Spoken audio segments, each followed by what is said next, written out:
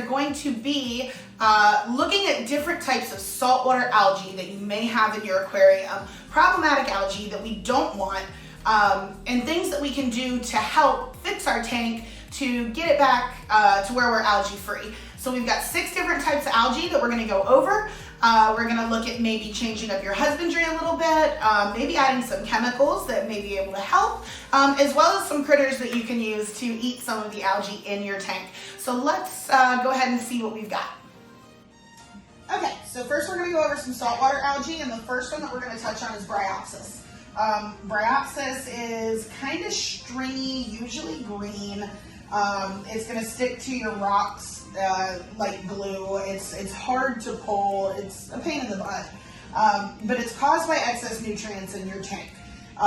Overfeeding, things like that can cause it. Too much light can cause it. So the first thing you want to do is check your lights out. Make sure that we're not running our lights either at too high, basically, and we're not running them too long. 8 hours of light per day, including your blues, is ideal. So if you do that and your light intensity isn't too high, then that's your first step. Second step to removing BRYOPSIS is going to be manual removal. It's kind of a pain, but at the same time it really does help. Manually removing it with your fingers or using the toothbrush just to get in there. A brand new toothbrush, don't use one you've used in your mouth, but just scrub your rocks, it'll help to get it off. And the other thing that you can actually use is a product called Reflux. Reflux will help to kill off the BRYOPSIS, but yeah, that's number 1. Okay, so next up on our saltwater list is going to be bubble algae. Bubble algae is small little tiny bubbles, literally. They're green, kind of black looking. They're going to be on your rocks and things like that, and it'll be one little tiny one, and then tons of them are going to like cluster up, and if it pops, it actually releases spores into your water that can land on other rocks and other surfaces and cause more bubble algae. So it's a whole pain in the butt. It can spread fast. It can take over your corals, so we want to get it under control as soon as possible. It is basically gets into your tank one of 3 ways. One being high phosphates and nitrates can cause it. 2 would be introducing it on a piece of coral or a piece of live rock. And 3 is actually rust. Rust can cause it as well. So it's one of the reasons why we tell people make sure that you clean your impellers and check your magnets and make sure we're cleaning our pumps and things like that, so we don't have rust accumulating in the tank, which can cause bubble algae to occur. So there's a couple different ways that we can get rid of it. First would be finding the root of your problem, which if it's phosphates and nitrates, doing your regular maintenance, water changes, not spraying aerosols around your tank are going to help. You can also add ChemiPure Blue or a polyfilter. Both of those are really good at removing higher levels of nitrate and phosphate. There is a product called Vibrance that works really well in helping to keep it under control as well. And then lastly, you can actually add in, if you have the room and everything's compatible, either an emerald crab or a foxface. Both actually will eat the bubble algae and help to keep it under control as well. Alright, so next up we have CYANOBACTERIA. CYANOBACTERIA is that slimy, sludgy, reddish purple stuff that you'll see in your tank. It will blanket your substrate, get all over your rockwork, smother your corals. It is unsightly, it's not fun, it's gross to deal with, and we don't like it. So let's figure out how to get rid of it. If you have cyanobacteria in your tank, you have one of 2 issues, or both issues. One being a high level of phosphates in your tank, and 2 would be low flow. So the first thing you want to do is make sure you've got enough flow in the tank, enough wave makers moving that water around. That flow is going to help to eliminate a lot of your cyanobacteria issues. Number 2 is, again, your phosphates. So we want to figure out where our phosphates are coming from. Make sure that, we're rinsing frozen food and we're not spraying air contaminants around the tank. There's a lot of different factors that can go into high levels of phosphates, but removing those phosphates is going to be your best bet at getting rid of the cyanobacteria. So once again, your polyfilter it works wonders. ChemiPure or ChemiPure Blue or even ChemiClean. Both of those products, or all of those products, will help to get rid of it. There's a couple different critters you can put in your tank to help eliminate a little bit of it that'll eat it. Seraph snails, Nerite snails, and blue-legged hermit crabs all do a relatively good job at eating some of it, but it is a fast spreader and you're not going to completely eliminate it until you get to the root of your problem. So definitely make sure we're doing that when we're dealing with cyanobacteria. All right, so next up on our saltwater list are dinoflagellates, which is commonly referred to as dinos. You'll hear people a lot of the time saying they've got dinos in their tank. They're talking about dinoflagellates. Dinos are actually caused by low levels of nitrate and phosphate. Weird, right? Like, who would have ever thought that having low levels of nitrate and phosphate could cause an algae problem? Well, it can, and that's where your dinos come in. So dinoflagellates looks like almost like a mix of the BRYOPSIS and CYANOBACTERIA that we talked about earlier. It's a brown, slimy-ish algae, but it actually starts like growing little hairs up. It's kind of weird. Once you see it, you'll know though, and you'll be able to identify it fairly quickly. Now, keeping your water too clean doesn't happen often, but it can happen.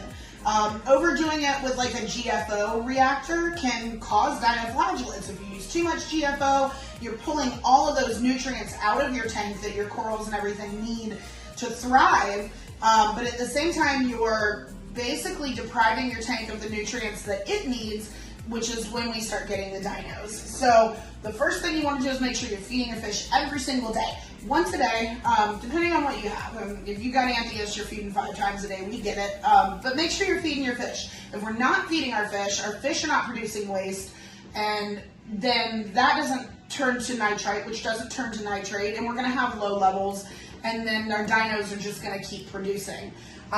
Make sure that if you have a dino issue, you can add like a Dr. Tim's or a ProtoBio live bacteria.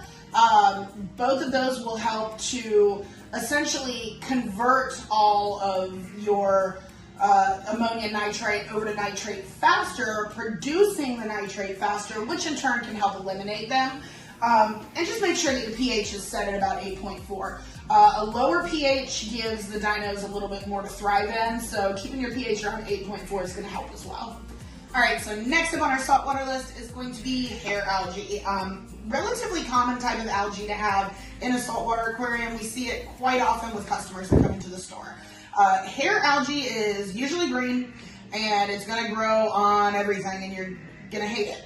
It's stringy, it's yucky, it's usually relatively short, but then once it starts growing, if you don't take care of it or like quick enough, it'll get real long and stringy, and then we have a whole other issue. But it's caused by excess, you guessed it, nitrates and phosphates in your tank. So we want to make sure we get those under control by means of either polyfilters, the ChemiPure Blue, ChemiClean helps, but there are inverts basically that will eat your hair algae. Turbo snails do a really great job at it, so as long as you have your corals glued down real good so that they can't knock them off of your rocks and stuff, putting in a couple Mexican turbos works wonders. Blue-legged hermit crabs work really well. Foxface, again, will also eat hair algae.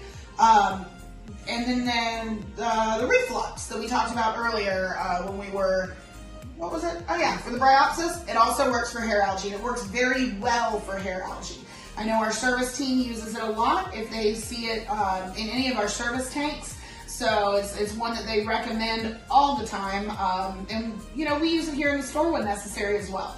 So yeah, green hair algae. All right, so the last saltwater algae we're going to talk about is one that everybody hates. It might be the most hated algae that you can get in a saltwater tank. It's called turf algae. So turf algae looks very, very similar to green hair algae, but it doesn't grow as tall, and typically it spreads out like a turf. It will embed itself into whatever it's on. It is very hard to remove, very hard to get rid of. And I'm going to be honest with you, if you get turf algae in your tank, a lot of people end up removing that rock and replacing it with other rock because they don't want to deal with it. Now, if you want to try, we have some suggestions. So first off, it is caused, again, by phosphates, but it can also be brought in on live rock from spores. So it's another one of those spore algae that if the spores are on the live rock and you bring the live rock to your tank, even if you don't see it, and you put it in there, guess what? It's gonna start growing, it's gonna start spreading, and it's nasty. So make sure you're real careful when you're introducing live rock into your tank.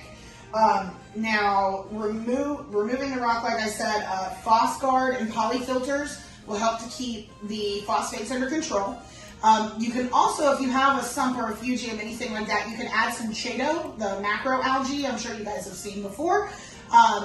And then we cross our fingers and hope that the Chaeto eats up all those phosphates quicker than the turf algae can eat the phosphates, basically like competing with it, making it so that your Chaeto grows big and your turf algae grows smaller, and then, you know, hopefully we have good results. Now, long spine urchins, which PS are venomous, but that's okay, they're really good at eating it. They will eat it like crazy. So if you're in the market for a long spine urchin, even if you're not and you just want to try something cool, you can put a long spine urchin in your tank and it will help get rid of the turf algae. Emerald crabs too sometimes will pick at it. I'm not going to say they do as good a job as the long spine urchins because they don't, but they'll pick at it a little bit as well. So throwing a couple of those guys in there won't hurt. All right, guys, thank you so much for watching. Hopefully this has been helpful. And if you do have any algae issues, you can refer back to this video to figure out what you can do to alleviate those issues in your home aquarium. So make sure that you give us a like, subscribe, and keep your eyes peeled because next week we're going to be continuing Ryan's plant series on basically what to do for a planted tank. I'm pretty sure that next week we're going to be bumping it up to middle of the road plants, so that's awesome. Yeah, so see you guys soon. Bye.